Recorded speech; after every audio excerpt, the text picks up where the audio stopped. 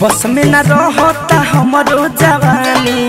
ए राजा मन भइल जात पानी पानी ए राजा बस में न रहता हमारो जवानी ए राजा मन भइल जात पानी पानी एही से नाम लिखवन समूह में एही से नाम लिखवन समूह में रहबा रब का करब करी खा पोताई तोहरा मुँह में रहबा रब का करब करी खा पोताई तोहरा मुँह में रहबा रब का करब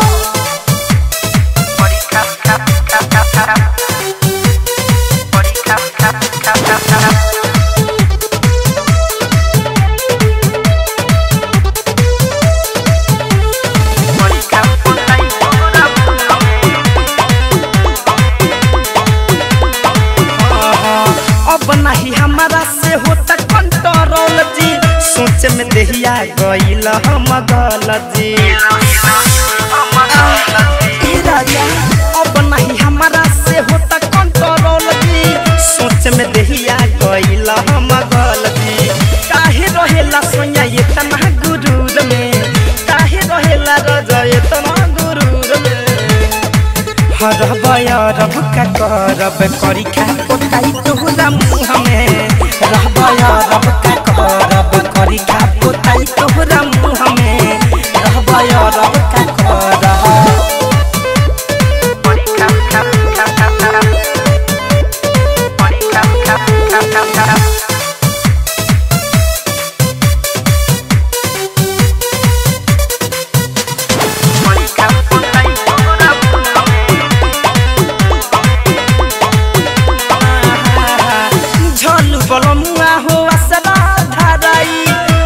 ना घरे तू गइल भुलाई